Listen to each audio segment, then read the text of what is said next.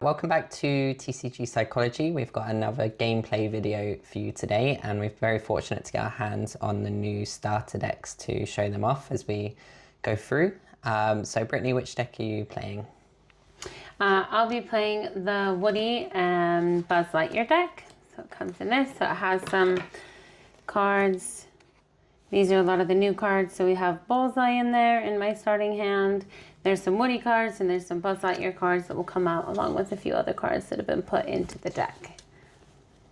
And I will be playing the Incredibles deck. So this is my first time seeing the cards, but there's some cards from previous sets in here like Negaduck, but then there's also a few new cards that we've got Violet and Frozone. So yeah, as we're going through this video, the focus will be on sort of the psychology of playing a new deck. And prior to us starting the recording, we rolled to see who'd be going first, and I'm going to be going first. So I think you cheated. You've got no way of proving that. So my initial thoughts are this is a lot of information to take in. You know, there's a lot of cards that I haven't seen before. I don't really know what this deck is trying to do. So I need to try and prioritize that information going into this game. So what I'm going to do is look at, first of all, what my curve looks like. I think that's a good place to start to try and simplify the decision. So having two sleepies, I'll mulligan one of those. I got a little bit of draw power with Inner Strength, so that might be one to keep. Then I've got a couple of free drops. Edna looks interesting with some draw power. Violet, I'm probably going to mulligan that one. And then the two bigger drops I'm going to mulligan as well, particularly because the Negaduck has Rush. So I'm going to be putting 4 back into the deck. So that's a good way to sort of prioritize information, is to think about, you know, what's important in those situations. So that kind of helps you make those early decisions, especially when you're trying out the new deck. Okay, so definitely drew into a much worse cards. The double dash is interesting. But anyway, we'll go with this hand then. So what I will go ahead and do, I like the return power of Will of the Wisp. So I'm going to ink Sleepy and play a Will of the Wisp and pass it on to you, Brittany.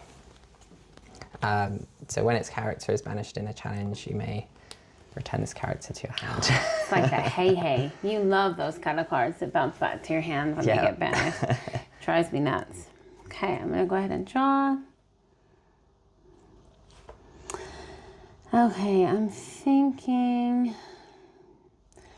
I have 2 of these Growing Pressure cards. So I'm going to go ahead and ink that, and I'll pay 1 to play the Queen.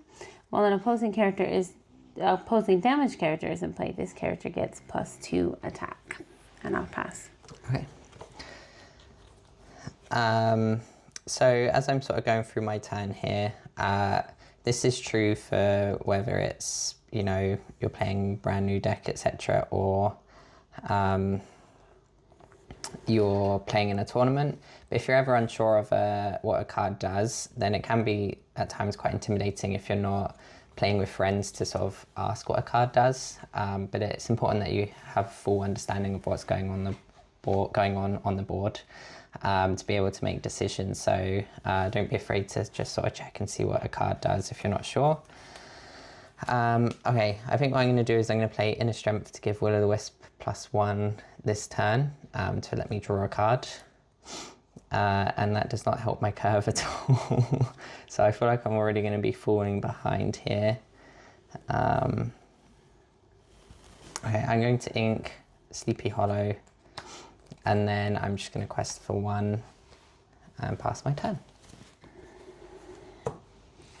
Oh, here we go. I have my first Woody card.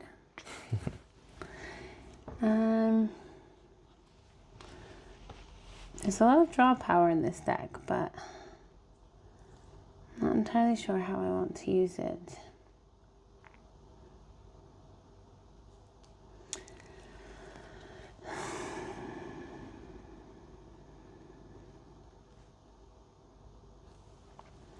I think I'm going to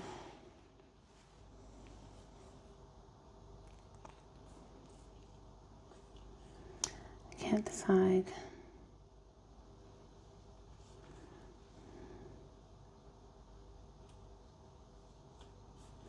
I think I'm going to ink the same card that I inked the first turn. And I will pay 2 to play Ham. And What does Ham do? I can exert him to pay 1 less to play a character this turn. Okay. I think I'll just quest and pass. Okay, the food would be nice to see last turn with the state of my hand. So one thing that can be quite difficult when you're initially getting used to a deck is knowing when to ink a card and when to keep it in your hand. It's especially difficult in this situation where I don't really know how many cards are in the deck of each card. So for example, I've got 3 5-cost characters. It's going to be a couple of turns to get there. But Goofy's the only one that I can ink from that. I don't know if there's any more Goofies in the deck. But also I can't sort of let that take control of the game because I do want to progress forward. Super Relocation Program is nice draw power. I get the impression that this deck is designed to try and draw some cards. So I'm going to keep that one in my hand. And I think I might keep LeFou in my hand just so I can be a little bit more aggro going forward. So I'm going to ink the Goofy. And then I'm going to quest for 1 with the Will-o'-the-Wisp. And then I'm going to play an Edna. When I play this character, I may return a chosen item with cost 2. I read that one wrong, so that was a mistake on my part. I thought I was going to be able to bounce my Will-o'-the-Wisp to draw a card. I did not read it was item. Okay, so that's why it's really important to read the card before playing the card. But we're bound to make mistakes when we're playing a new deck. So now I know for next time, okay, Edna's going to be bouncing items instead of characters. And then I will go ahead and pass from there. Okay. Let's see.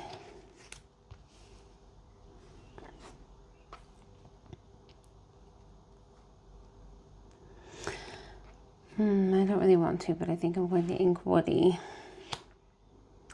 So that's the drawer of the shiny new cards. You didn't want to ink Woody. I know, he has no real function at this point, especially not playing him turn 1. But I've never played a Woody, so it sounded fun.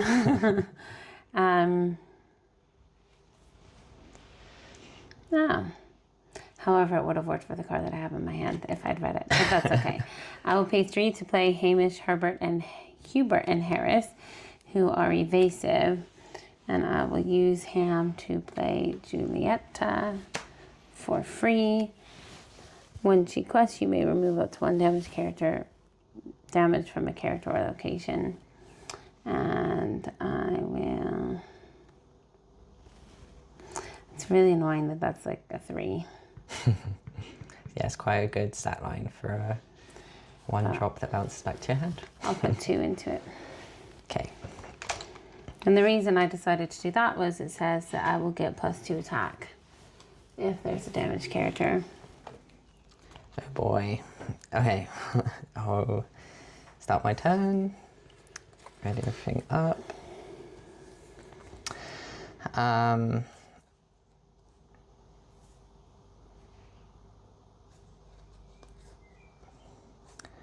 Okay, this is where I regret not fully reading this card either.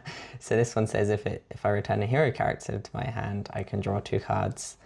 I don't currently have any hero characters on the board, so there goes my plan. Okay, so now thinking ahead then, looks like I'm going to be behind on board state coming up. It also seems like with this card, you wish you had a super character out, doesn't it? Yeah. So I think what I will do is I will ink the super relocation program because I do not have any heroes that I can play this turn, so that's going to be a little bit too slow, I think. And then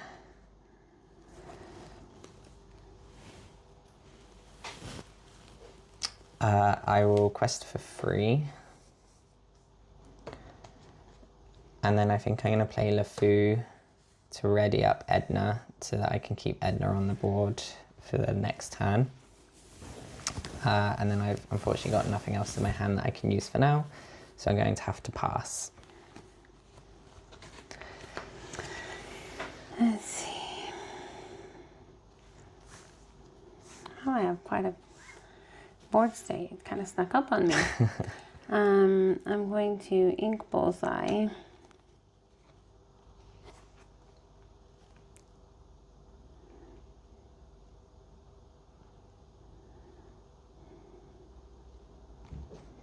So as you're going through your turn, I just wanted to highlight that you can keep playing, but I was just going to mention how, you know, initially it's not been a great start for me playing this deck, and it can be quite easy to sort of just play a game with a deck and feel that it's not very good and it's not going to go anywhere.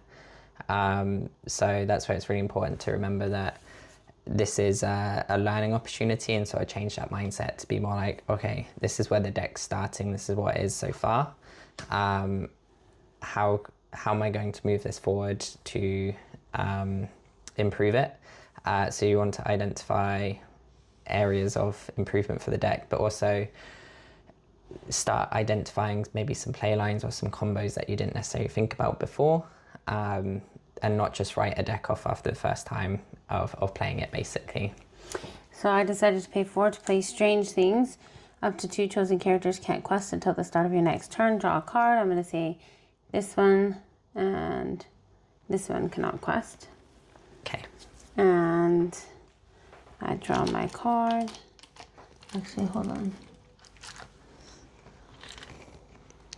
I'm going to put these on there to remind No, I'm going to us. say these 2 can't quest, sorry. Okay, I'll put these on here to remind us. And I pass. So immediately now I'm thinking about how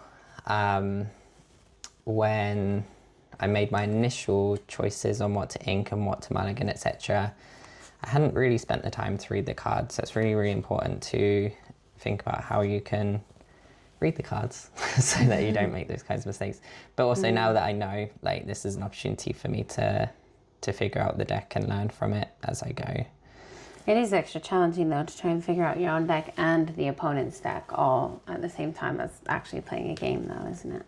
Yeah, so this is what's known as cognitive overload, you could say, is that you've got a lot going on mentally in terms of thinking about all the decisions I could be doing, trying to figure out what you might be doing, even though I don't know what deck you have, and trying to play around that as well. So that's a lot. So that's where it comes back to figuring out, you know, what's important now for me in this situation. So for me right now, you're way ahead on board state, even though we're tied on ink right now. Law. I don't want you to get too far ahead on the board state. So what I'm going to do is I'm going to ink Sneezy. I'm going to trade LeFou into the Queen. I did say they could challenge still, right? It wasn't just... Yeah, just they questing. can't quest. Okay. I will put Edna into Julieta.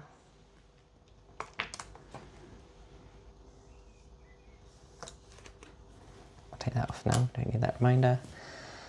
And then I will rush in Dash and take out Ham.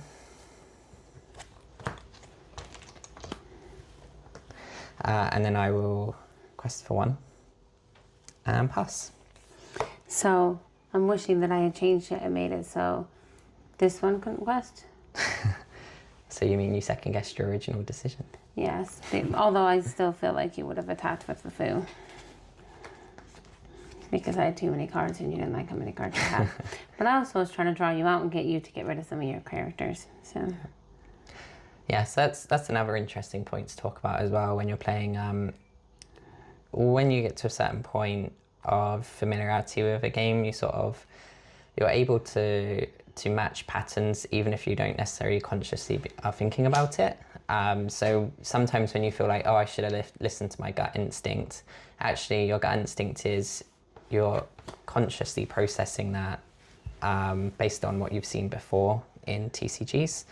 So actually it might be the right decision to follow what your gut instinct is telling you.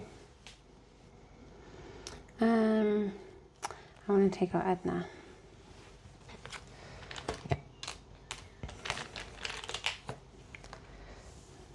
Oh, you've got 2 evasive characters on the board now. I think that's a big part of this deck. Okay, so at this point, I don't know how high the ink goes. I think the highest cost I've seen is 6.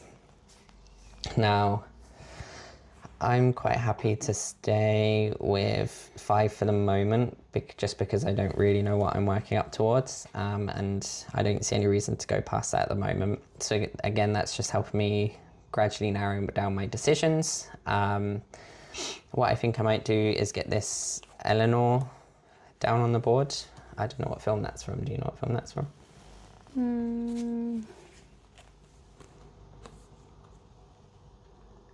No, I don't. Well, if you know, let us know. Oh, wait, no, that's from I'm pretty sure it's from Brave. Oh, okay. Yeah, that makes sense. I think it's the mom that when she becomes a bear, but I'm not 100% sure. Well, I just say bespelled queen, so that's okay.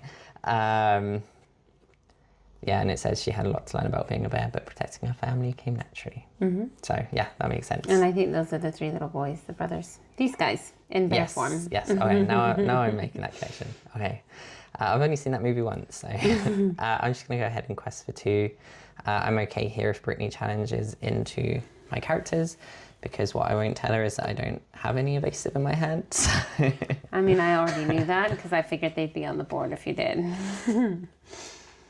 Let's see. I like that.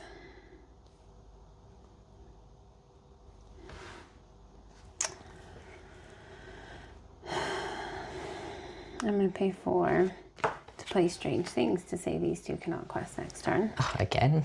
Yep. Draw myself a card.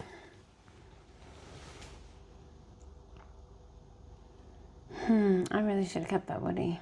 Yeah. Like I really should have. It's a pretty foundational character to the deck. I just drew this card. So I have this card in my hand. That works well with the Woody. And I also have this card in my hand that also works well with the Woody. And I have 2 of these. Well, I've had 2 of these. I'm going to go ahead and just quest for 3. And pass. Okay, so I was confident going into that turn because I was ahead on law and I was ahead on the board state. After this turn, I'll still be ahead on board state, but I'll be slightly behind on law, so that's just going to be something to consider. Again, this dash being uninkable is a little bit difficult. I could either get this down and be another strong body, although if Brittany continues to play evasive characters, that would be difficult for me. Or I could just focus a little bit more on trying to push towards the finish line. So I can play Sneezy for free, giving +1 to quest for Eleanor this turn. So now Eleanor's questing for free. And again, really what I'm trying to do here is just figure out what is the best way for me to win the game.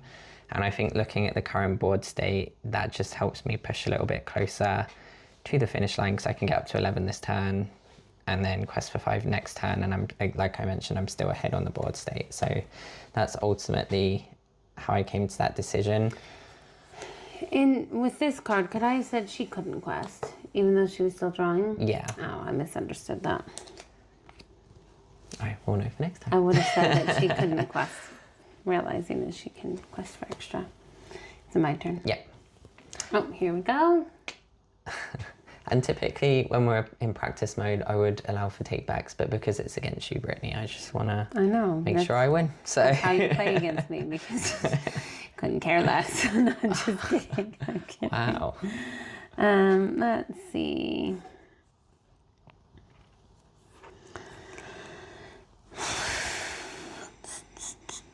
I think I'm going to pay. Actually.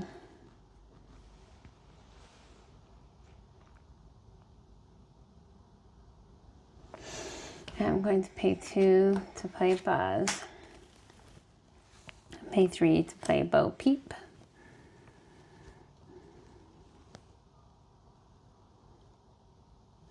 I'm going to take out Eleanor. Yep. Is that -4 for me or -3? I must 3. be -3. Yeah. It's -4 would take it out.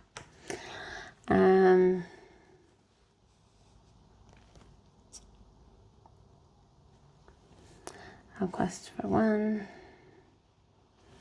and pass. Okay, and now these 2 can quest again. So I'm all good there. Oh, I got a new item. This would have been helpful earlier when I had that Edna.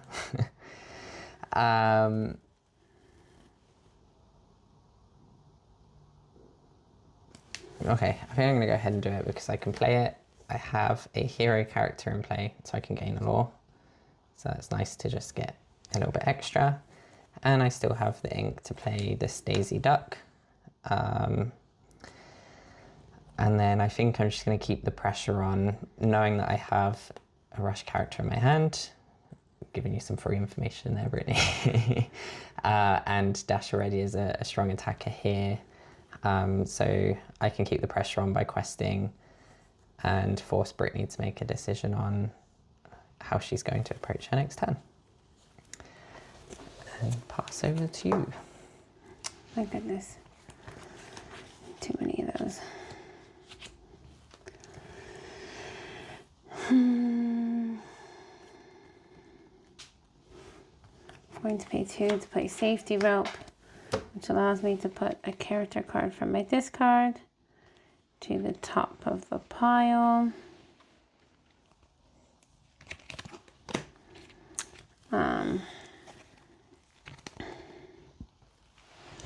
I will pay 3 to play Bullseye.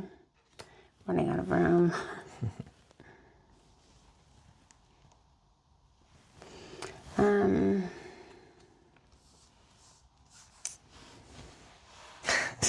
I was just moving it over a little bit. I am fully capable of doing that myself. Sorry. It's really annoying because I can get really close, but also you could win.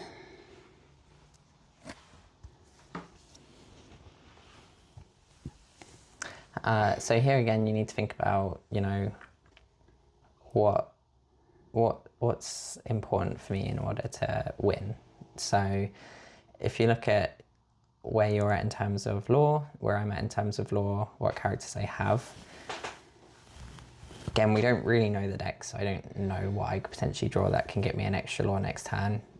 Potentially a super suit, if that's the only thing we've seen that can gain me a lore here. I go to 19 on my turn if I don't attack your characters.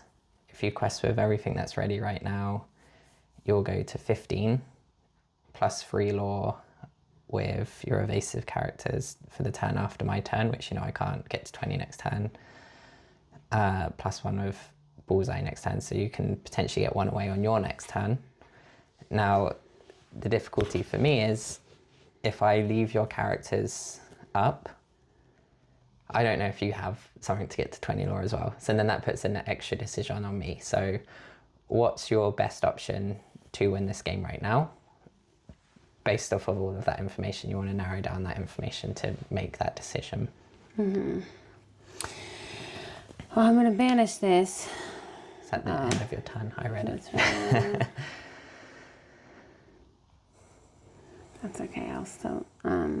Plus, there's probably a shift buzz in there, right? Like if that Probably, shift there's buzz gotta goes be. up to 2 lore as well, then Let's see.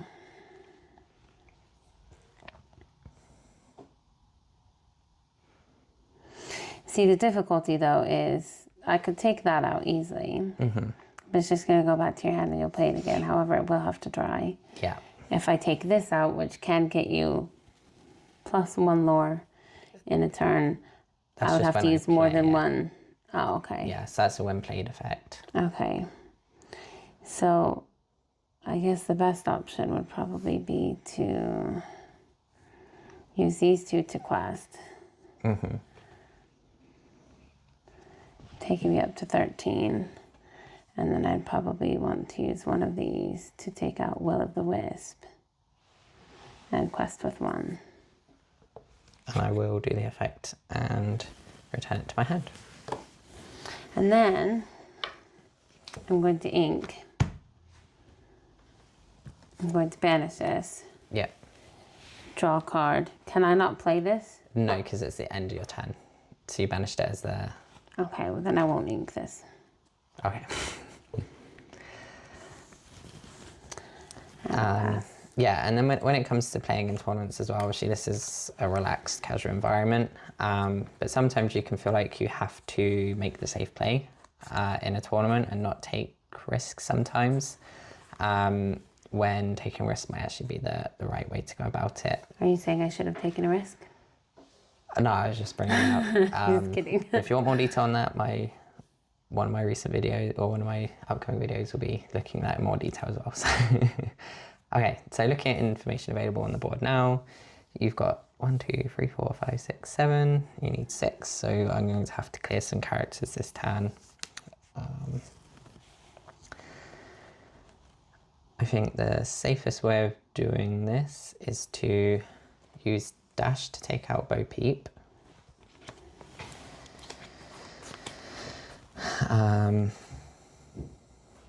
I will quest with Daisy for 1 to ready dash up again.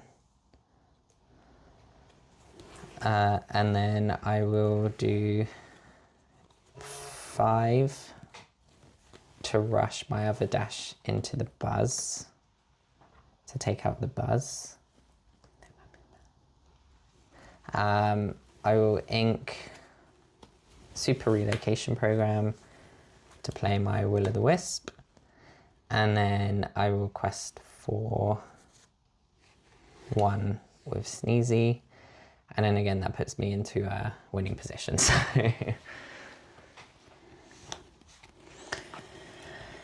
Let's see.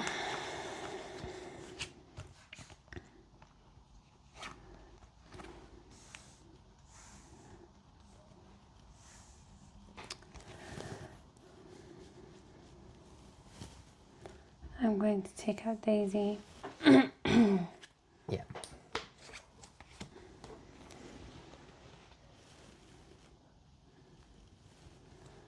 Both of those dashes are quite strong. Yeah. I don't think I can win. I quite like the dash. I noticed.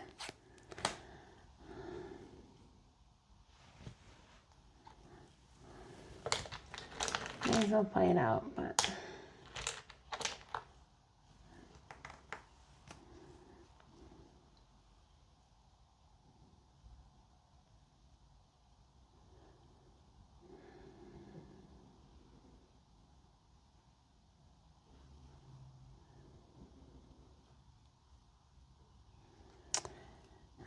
I'm gonna pay 3 to play Bullseye.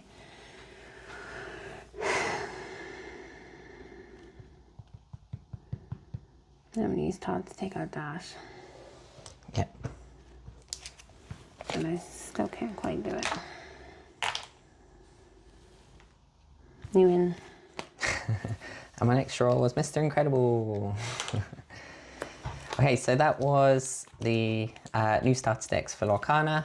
Obviously, these are a great way to sort of get started in the game. Sound a little too perky for the fact that I think it's just because you won. You'd be a little bit more impressed if you didn't. No, I would still be perky. So yeah, from here, if you're looking at developing a deck, then like looking at the consistency of the cards, spend a bit of time going through the deck and making those decisions. But just because, I mean, that was a fairly close game, to be honest. Could have gone either way. If you want to see some of the new cards, there's a Rex right there that looks quite fun to play. Bodyguard. But yeah, try not to write off a deck just after the first time of playing. Probably give it a few games to try them out, and then figure out if there's any cards you would maybe want to switch out. I'm just going to keep interrupting you. There's a Woody and an RC. The Woody lets you look at the top 4 cards of your deck, reveal a toy character or a location card named Andy's Room, and put it into your hand.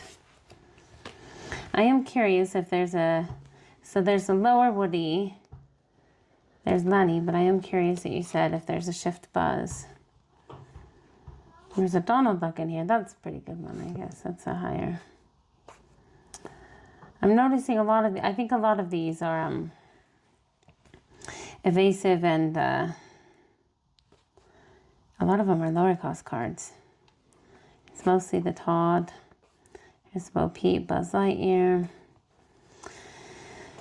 And there's the Ham. Yeah, there's not a lot of... No, I guess that one's quite good. That's a big, strong character. But there isn't a Shift Buzz. There is Andy's Room location, which works with that other card. But there's only the 2 types of Woodies and the 1 type of Buzz in here.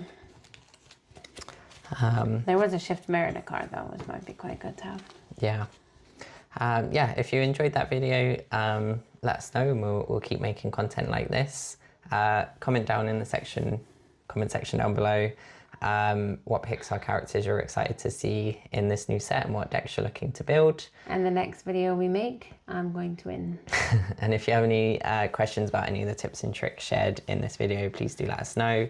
Make sure to like and subscribe to the channel, and until the next time, win the mind game meta.